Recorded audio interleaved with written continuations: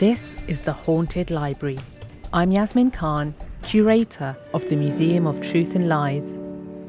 I talked online to artists Larry Achiampong and David Blandy about how they tackle the ghosts of imperial legacies. First, here's a clip from one of their films, Dust to Data.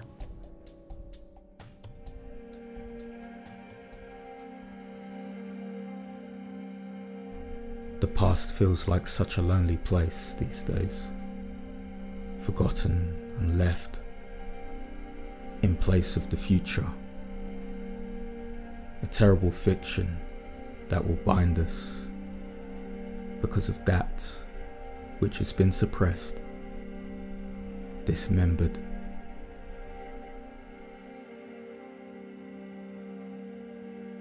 My name is Larry Achiampong. I am an artist. I work across a range of mediums, including sculpture, performance, music, film, and more. I work individually as well as collaboratively. Collaboratively, I'm known for the work that I do with David Blandy. Hello, I'm David Blandy. I am an artist who also makes games. I have been making video performance works for the last 20 years and been working with Larry for the last 10 on various collaborative projects alongside the solo ones. And it's been a good journey. We've shown in all kinds of spaces. We've, shown within a hospital-based environment. We've worked with veterans within the criminal justice system. We've worked with young people that have been excluded from education. David and I kind of like laugh and chuckle with one another about the Wellcome show. It's as good as we've ever had it. I went to the Wellcome Collection to see Larry and David's show called Genetic Automata. It showcased 4 films from their ongoing body of video works, exploring race, biology, and identity. Dust to Data revealed how fragments of evidence are manipulated to construct both real and false origin stories about our past and present. Our stories are in flux. The past is a collective story, a story that we make. So we must remake it now. Our stories are monitored and collated, shaped by the algorithm. Data best left buried. I was captivated by the film's CGI mashup, blending futuristic avatars with real excavated skulls and simulations of ancient Egypt. Being half Egyptian, the film made me question the blurry lines between fact and fantasy that white supremacists have used to construct narratives about the past. The film is grounded by letters written in 1912 between 2 major historical figures.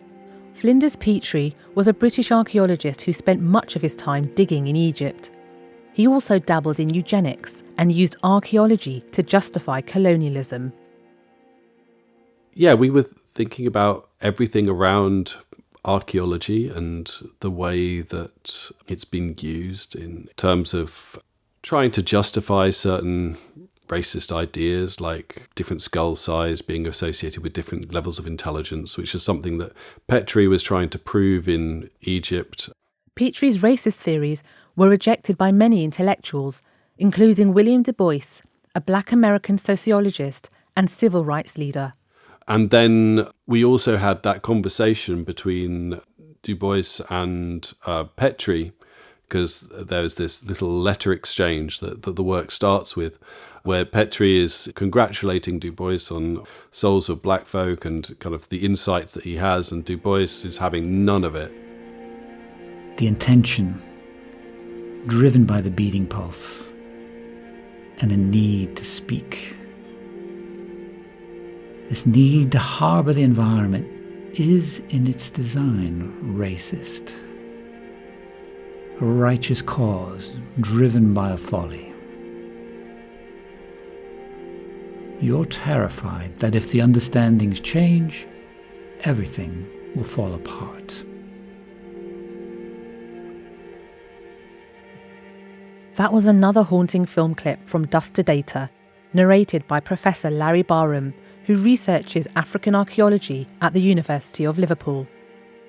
When we were talking with Larry Barham, it really opened everything up. We started thinking about, what is it to be human? Because he works primarily with pre-Homo sapiens, looking at fossils and remains, but also implements, tools that were made by people. That's before Homo sapiens. So this is, evidence of a culture, a way of working together. In order to fashion a tool like this, you need, a certain level of dedication, of a craft. To fashion a blade out of bits of rock, it's such a kind of highly technical thing. It struck such a chord with us about the whole idea of personhood that formed the center of that work. And I'm so glad he agreed to be part of that work in terms of lending his voice as well as words. What happened was we had these conversations. Some of them were recorded. I made notes and then transcribed those conversations. That became like a kind of framework of different ideas that were spread throughout the text. Tell me about how each of your lived experiences impact the way you use archives to make your work. Before this work, there's several others: Terrible Fiction, Lament for Power, and then even before those works, you have the Finding Fun On project, in which David and myself become avatars, and we inject ourselves into a digital environment referred to as the intersection, in which we try to find Fanon's ghost as we talk about this new age of the future and ask questions around the colonial heritage on which that has been built upon. Must it be destroyed and what have you? I'd say holding on to that spirit of the idea of the young Finnish conversation.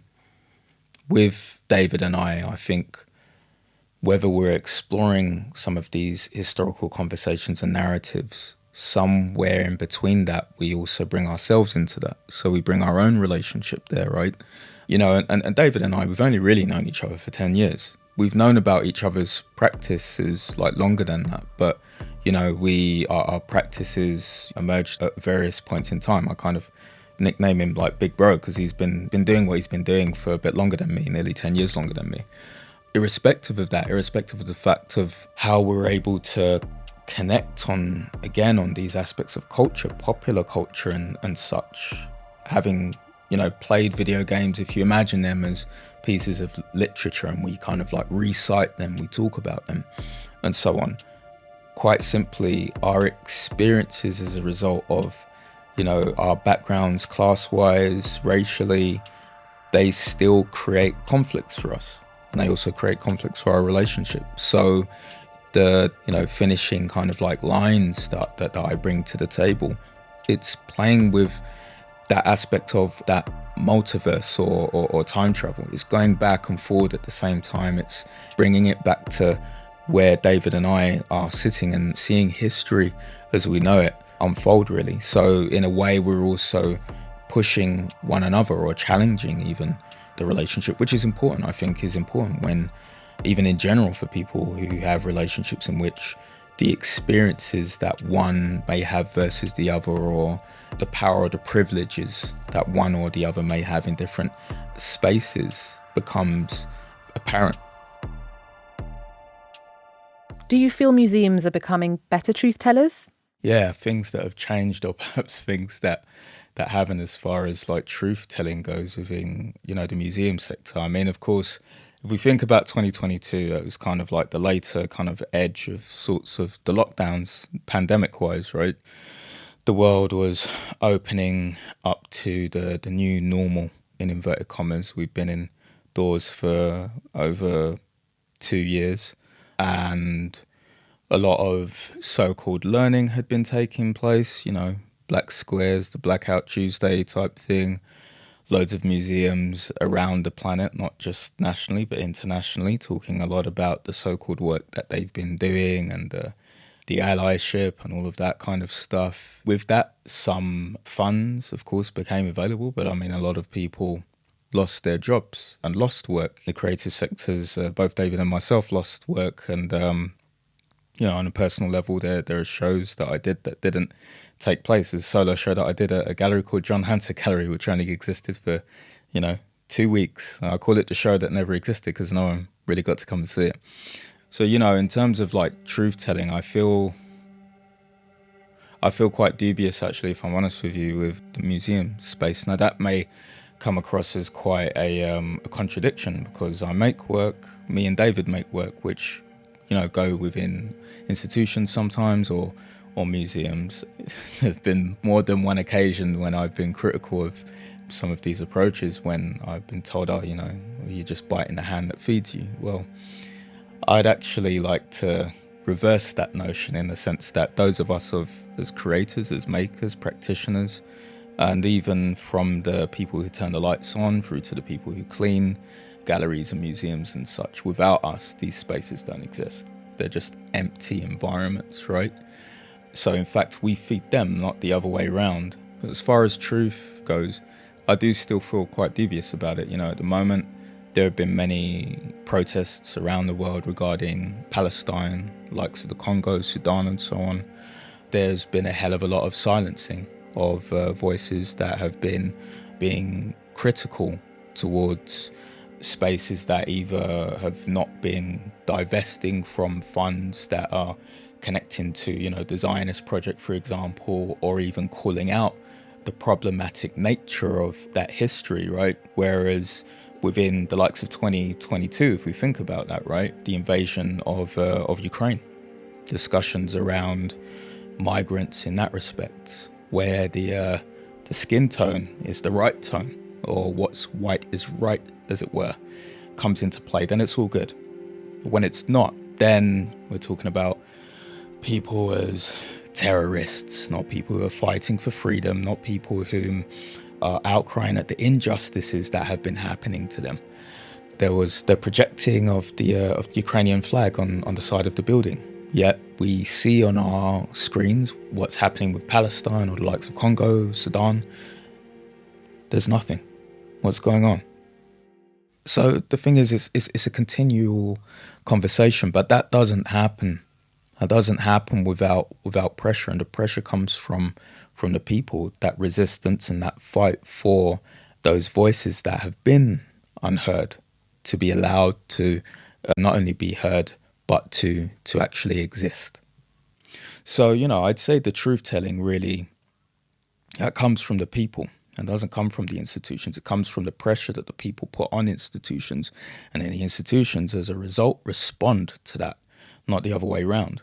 I certainly would not be depending upon institutions for them to kind of provide truth, as it were. Otherwise, we would continue to think about the likes of, Matisse or Picasso and what have you as, the so-called creators of or fathers of Cubist movements. And they were not. We're talking about African communities, mostly from West Africa, of which these artists became inspired by forms within indigenous communities, right? That gets wiped out of the history books. I was fortunate enough to grow up within a West African household in which I was able to connect with those things, and other people as well, through which many of these approaches and practices have been reconsidered through the canon. So, for me, truth is a very strong word that, as far as I'm concerned, involves equity. And museums, gallery spaces and what have you, they can be useful spaces for debate, but I wouldn't think about them as places of perhaps relying on that aspect of truth or even information. It's always at the hands of the people and the creators, the organizers, that so-called truths or histories that have been created by those in power are there to be challenged.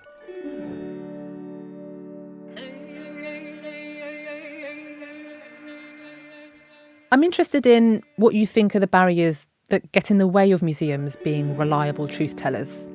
Museums have been making obvious efforts at some sort of redress for historical wrongs. I was just going around the National Portrait Gallery the other day.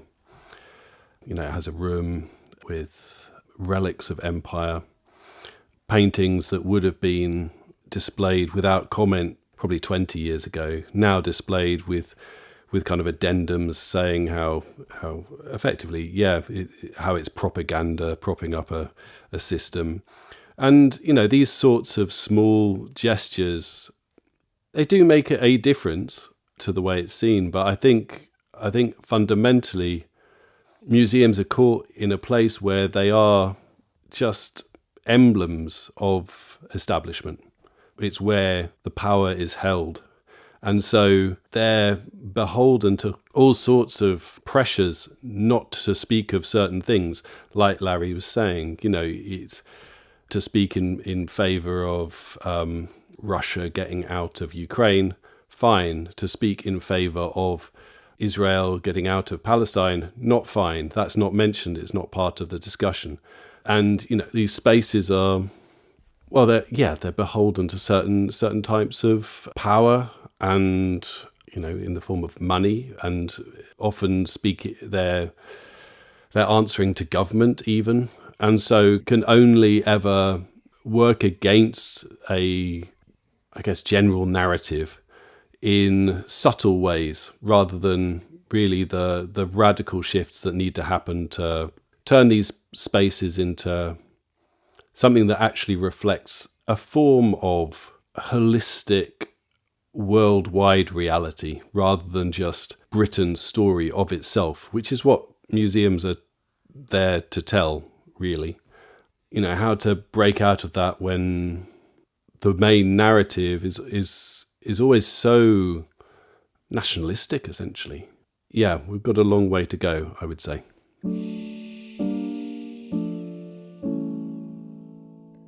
So what can museum curators do to maintain public trust?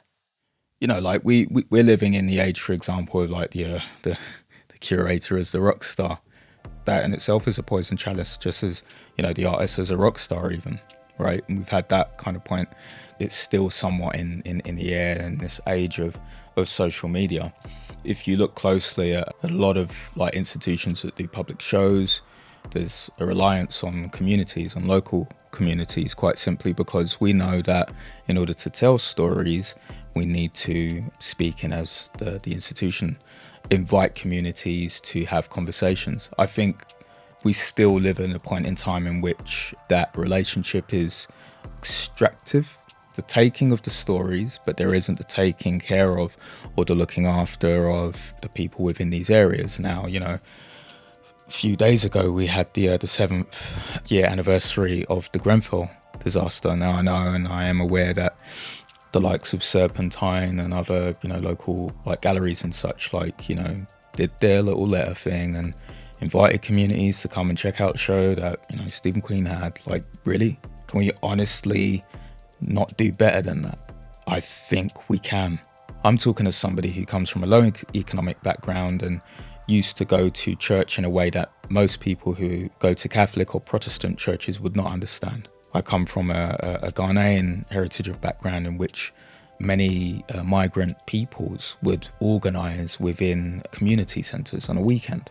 People whom of which on weekdays would be working all kinds of jobs, working all kinds of crazy hours, but would be able to come together on particular days on a weekend. That's just the community, or an aspect of a community coming together. So, you know, institutions, or more specifically even like the job additionally of, you know, curators as such, is to create a fortifying place. I'm not saying that we can't have incredible, amazing, engaging art, painting, sculptural works, performances, etc. by trailblazers as such, or people who are making money, loads of money out of that, etc.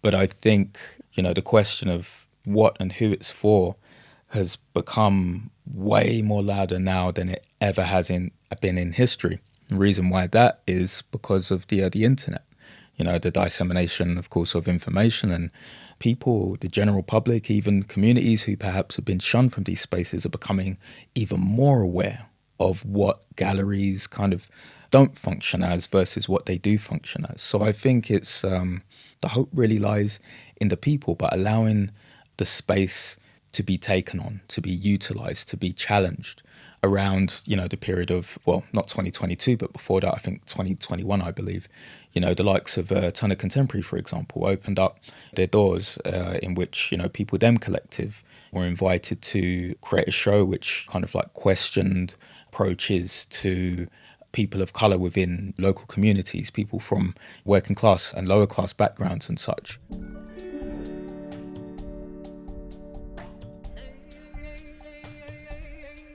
So, Larry and David, thinking about your point that museums need to respond to public pressure to shape their programmes, what responsibility do museums have to use their public funding to co-create with communities? We come back to the point of the position of the curator. The curator is a researcher, is a thinker, is someone who organises, who makes things happen where otherwise they wouldn't be happening. There's space for that to take place. And I don't mean quite simply just, every single show needs to be about protest. That's not the point at all. It's really the fact that there are various stories that exist. In the same way that for an artist, what many of us do and constantly do are, whether our personal homes or studios or whatever, places of inquiry and alchemy and consideration, we kind of turn into these scientists and ask questions and create all kinds of responses to these thoughts. Well, it's the same difference. But I do get, on the one hand, very much as David kind of pointed out, the fact that, a lot of museums, they have to answer to governments or particular governments in power at a point in time. But that doesn't mean that they cannot pose questions or pose challenges, because again, the money that is funded for these places is coming from our tax paying money. It sounds like you feel museums need to be welcoming social places for all truth seekers, rather than be seen as cathedrals of knowledge for the elite. There's partly the idea of disseminating knowledge, but there's also the idea of holding knowledge and sometimes holding it exclusively. There's still very much around art, but also around museums, this idea of like some things are just known or understood by certain people, and thus only certain people have the correct knowledge or understanding to make certain decisions or to create shows, ideas. In order to reach some sort of truth, that needs to be effectively destroyed. I don't know, like somehow like take apart that idea of an elite caste who kind of has the hold of information. That really what we want from museums is a sense of generosity, that, the truth is, it's a malleable thing and it's something that's created by all of us. So all of us should be involved in creating that truth. The truth for me is a space of equity, not equality, but equity. At the moment, we have the run-up to the elections, the UK elections, right? There have been a lot of conversations bubbling up around like the culture wars and woke politics and things like that. What I find really interesting about that is it's a regurgitation of previous generations of politically correct or not politically correct. Like, what honestly is the worst that can happen with considering people that are pushed to the periphery through various acts of violence? People being free, people being allowed to be free, people not being in positions where they have to try to protect themselves constantly. And I really think it's a space in which people are allowed to be free, allowed to be themselves, allowed to celebrate themselves in a way where they don't have to look over their shoulder and people of higher kind of like privileges getting FOMO or getting jealous, feeling like awkward for like a moment. Well, breathe that in. Think about what it feels like to be queer or to be trans or to be black, to go into environments in which you're told you're apparently welcome, but really you're not.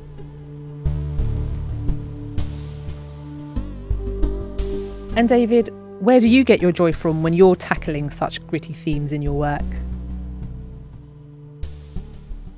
I think for me, the joy is in the process, in the conversation, in the release of all these pent-up ideas that are just there. The work is really the culmination of hundreds of conversations that Larry and I have had. That's how it comes together, and it evolves through the process. I mean, we have a very organic method, I guess. We don't know what it's going to look like before we start. We start with an inkling, a kind of a vague area of inquiry that we want to deal with. But it always comes from a place, this is something that we want to explore, we want to expand, we want to bring into the world. And yeah, like Larry says, we started, all our works have been made basically the same way, but we started by being a hip-hop crew, by just making music together, by stealing beats and rhymes from different places and having fun together and discussing video games. And when people weren't really talking about any of that stuff, out of that came the trust that we could keep making work together, that we could take this a little bit deeper. And so we went a bit deeper, and then it's like, well, maybe there's a next level. And so we make that next work. And for me, artwork is always a sort of failure. It's always, you're trying to do something and it's an attempt. It's like the word, the essay. You're trying something. You're trying something out, and you get to the end of it and you think, this is all we can do from here. And you look at it like a month later, 6 months later, and you think, this doesn't say everything. And that is always what gives me the impetus for the next thing. The work is always unfinished. And it's like we talk about our practice as the unfinished conversation, to quote Stuart Hall. That for me is making art. It's trying to poke at the difficult things, like what is unresolved, what doesn't make sense here, how can we kind of point at that and really explore that space. Yeah, it takes us into uncomfortable places, and that's when I know something good is happening. How do you hope your work will affect audiences? I think for some people there is the assumption that we're trying to move people to do things or to move them to action or what have you. But, in the same way that one might go to a gig or watch a film and you come out of there and you're like, whoa. Like, and it just kind of stops you, or your heart kind of skips for a moment, right? Like, time doesn't feel the same as it did before then. Something has changed, something has interrupted the moment. I think it's really affecting and infecting, perhaps, if thinking on a hacking-based type of language, that's really what we want to do with the space and the time that we have. We're aware also that people are taking their time to come and check out some of the work, or they may be checking it out for the first time. But I think it's not about pushing people to do things. I think people are going to make their own decisions. You have to have respect for people, the basic respect that, people are free or should be free to make their own decisions, right? But whilst you're with us, we're going to take you on a ride. And that ride may be painful. It may be elating. It may be fascinating, or you might be pretty pissed off. Yeah, art is a very intimate thing. It's you and the work. It's just these two minds connecting at a particular moment in time. And I think because of that intimacy, it can have a profound effect on people. I know it has on me. Like, certain artworks have really, really changed how I've thought about the world. And as artists, you always hope that you're going to, do the same for other people. But it's never just to, make one action. It's to actually try and open the possibility of different modes of thinking, or opening things up, or thinking from other angles. It's, changing the shape of the world for you. We're all built by stories, and these, if you let these stories come into you, then maybe these stories will change you. I don't think art should be about answers. It should be about posing questions and making those questions loud and heard.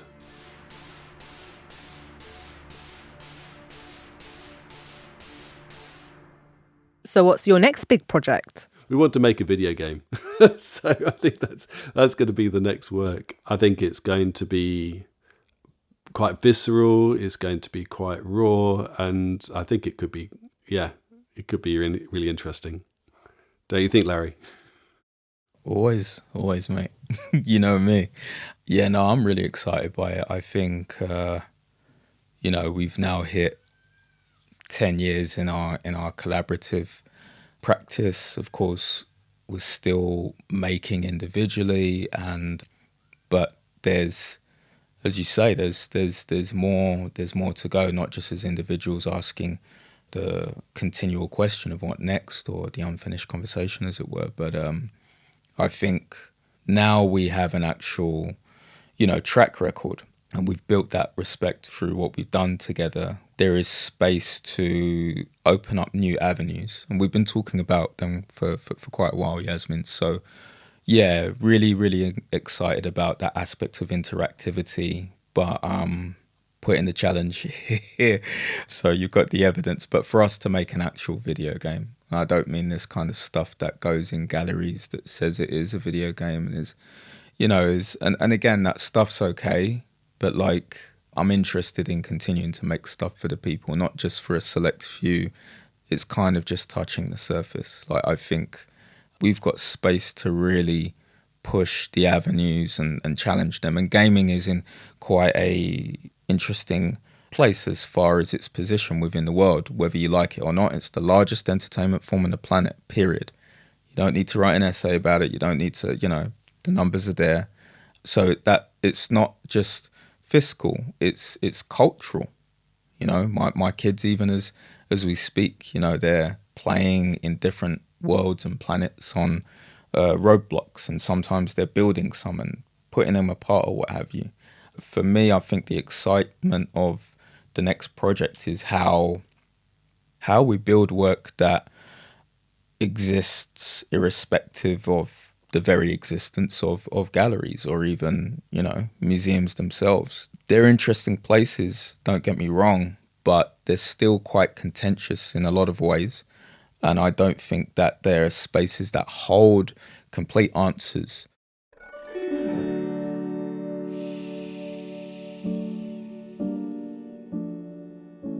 Thanks for visiting the Museum of Truth and Lies. Join me on the next gallery tour of this limited edition series from wherever you get your podcasts. You can find out about the making of this museum in the online Museen, an artist-illustrated magazine packed with playful tools and games, lovingly co-created with Sold Out Publishing. Tell us your thoughts and share your museum photos using the hashtag MuseumTruthLies.